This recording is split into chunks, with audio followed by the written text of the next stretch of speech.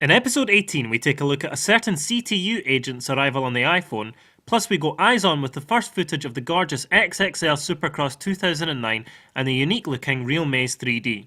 After that, in Reviewsville, we've got Tanko Box, Glyder and Vanscape pool service to keep you entertained with. An eclectic bunch indeed, so block any outside distractions, fasten your eyes screenside and concentrate. The only thing tougher than Jack Bauer is Jack Bauer crossed with Godzilla driving a tank.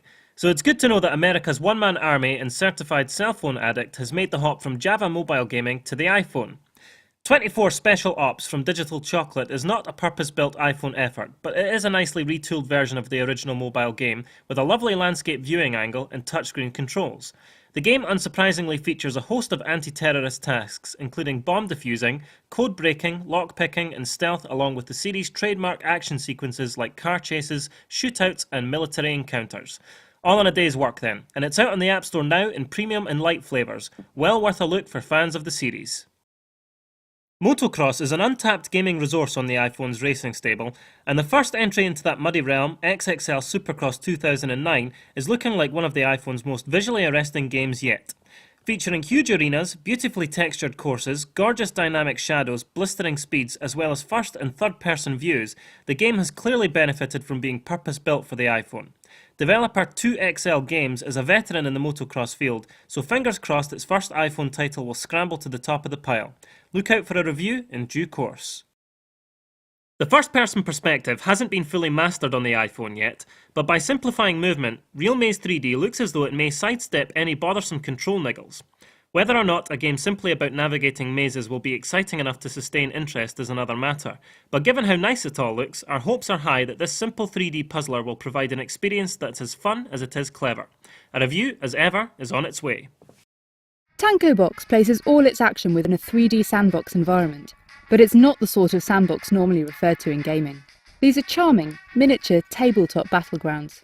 Like all good epic battles, the odds are stacked against you.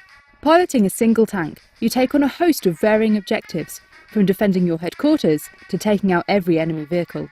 The on-screen D-pad only allows you to move at right angles, which is fiddly at times, especially when trying to make minute adjustments so you can use the fire button to land missiles accurately and avoid incoming fire.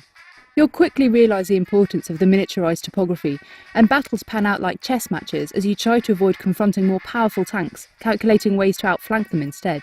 It would be nice if Tanko Box allowed you to rotate the sandbox and zoom in and out, as the vehicles are quite small on the screen. But even from a distance, the battlefields look nice, with lots of destructible scenery and a clear difference between the attacking tanks and armoured cars. Tanko Box offers amusing and often exciting warfare in a charmingly packaged tabletop format, and is definitely combat ready for the iPhone.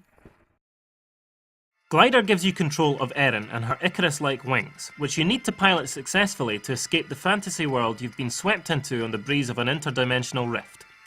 Tilt controls are the order of the day, and your goal is to collect all the coloured crystals scattered around the game's 6 areas so you can activate a portal which Erin can return home through.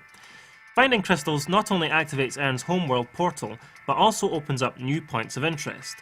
There are loads of extra achievements too, ranging from simple tasks like reaching a certain speed to trickier endeavours like gliding through an extremely tight corridor.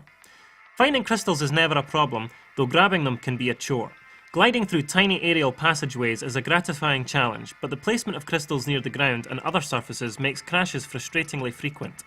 Even so, the airy music and bright detailed visuals invoke a casual charm, and though a calibration option would have been nice, the controls are fluid and responsive enough to make traversing the game's dreamy landscapes an enchanting experience. Ultimately, Glyder is a chilled out sky sweeper with lofty ambitions, gorgeous visuals and pleasant gameplay, even if a couple of minor oversights keep it from truly taking off.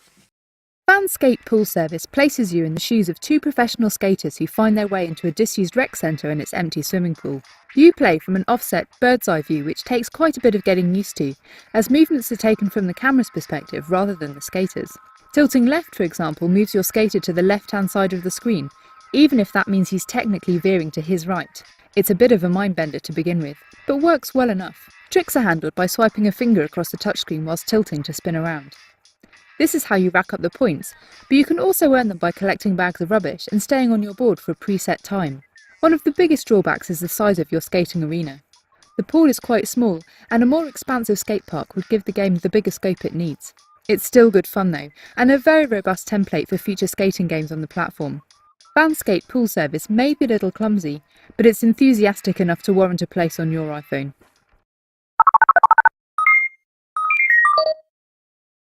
Thanks for watching the Pocket Gamer iPhone Gaming Podcast. If you're looking for more iPhone gaming news, reviews and features, you can download the Pocket Gamer iPhone application from the App Store. Or just point your Safari browser at www.pocketgamer.co.uk/iPhone. Better still, why not subscribe to this very podcast, which can be found under Games and Hobbies in the podcast section of iTunes. That's it for now, so until next time, happy Pocket Gaming.